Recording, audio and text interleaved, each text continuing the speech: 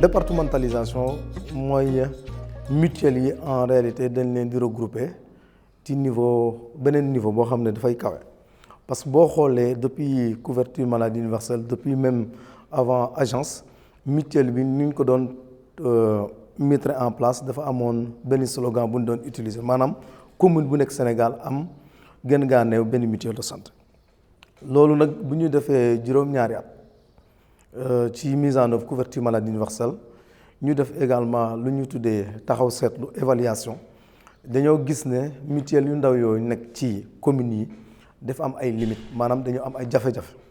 maanaam nit ñi ciy dugg bëriwuñu boo xoolee également ñi nga xam ne ñoo leen di gérer ñu ñuy tuddee gérant des fois du ñu toog benn place da ngay nekk ci benn mutuelle dafa ñeenti weer ñeenti weer dem sa yoon après également motivation bi demewul noonu ce qui fait que population yi amuñu woon wóoluwuñu woon sax yenn saay en tout cas pas tout le monde mais pour certains duñu bëgguñu dugg ci mutuelle donc il fallait ñu réformer am mutuelle yoo xam ne dafay gën a am doole mu nekk benn mutuelle comme li ñu am Foundiougne ak Koungheul mu ne tudde ko mutuelle départementale maanaam à l'échelle département. Maintenant lu mu indi ci lu bees ci ñetti mbir la bu njëkk mooy xam nga ne mutuelle de santé boo ko taxawal dafa am lu ñuy tudde assemblée générale am conseil d'administration am bureau exécutif moo doon gérer chaque jour mutuelle de santé ci bénévolat maanaam amuñ xaaruñu ci salaire ensuite gérant bi aussi des fois motivation lañ koy jox bii pas nag au lieu ñu am bureau exécutif conseil d'administration bi dafay recruter ay équipe technique à l'échelle départementale ñu koy gérer beneen changement bu ci am mooy boo xoolee approche bu njëkk bi mutuelle de santé bi da doon gérer poste de santé da doon gérer moo doon signer convention poste de santé ak centre de santé mutuelle union départementale bi moo doon jël li ñu tuddee paquet complémentaire maanaam paj yi nga xam ne ci hôpital lañ koy defee bii pas nag mutuelle départementale benn mutuelle kese moo nekk ci tout le département maanaam nga jël département Fatick le mutuelle bi département Fatick la boo demee Jaxaaw benn antenne nga fay am léegi wala section de mutuelle wala mutuelle terme bi amul ci solo lu ci am solo mooy lan la ñuy nekk ñooñu boo xoolee tey joo jëlee département de Fatick bi nga xam ne achevé na processus boobu mutuelle départementale bi mu ngi nekk Fatick siège bi mu ngi nekk Fatick commune boo demee Ndiob commune de Ndiob loo fay fekk mutuelle moo fa nekkoon dootul nekk mutuelle antenne lay nekk lu mu doon gérer maanaam nekk bureau exécutif ak conseil d'administration loolu dafay traduire en antenne maanaam section la maanaam doomu mutuelle départementale bi donc mutuelle départementale lay liggéeyal donc maanaam dañuy weccoo ay rôle mutuelle départementale moo gérer paquet bi yëpp poste de santé de Ndiob moo ñëw fay poste de santé centre de santé de Niakhar centre de santé de Diakhao mutuelle départementale mooy fay waaye nag mutuelle ba nag Niakhar lu muy def léegi dafay wute lu mu doon def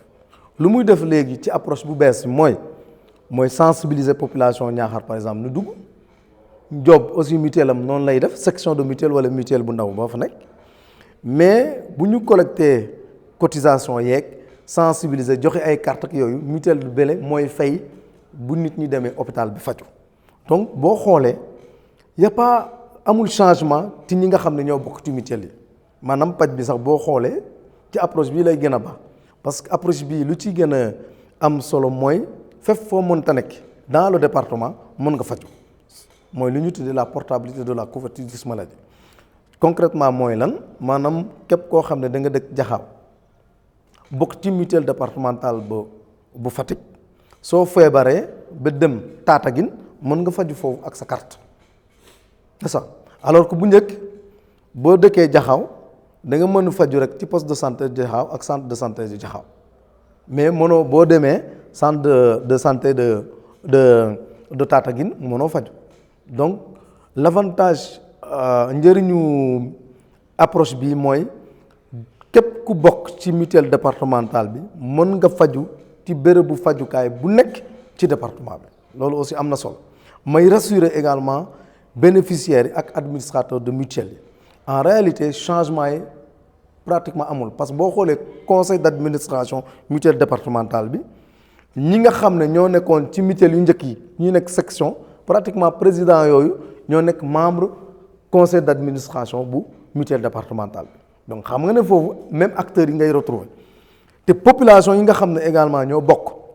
ci mutuelle de santé communautaire bu njëkk ba dañuy continuer toujours di faju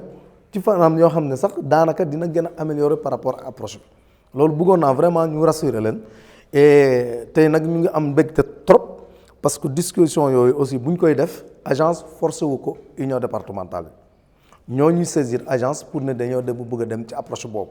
directeur général aussi utiliser ay équipe am ñu discuter approche pédagogique waxtaan ak mutualiser bu njëkk bi nag amoon na jafe-jafe c'est tout à fait normal waaye nag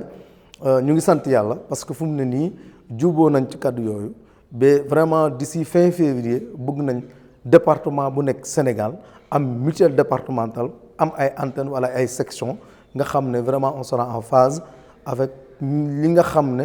évaluation programme couverture maladie universelle moom la joxe comme orientation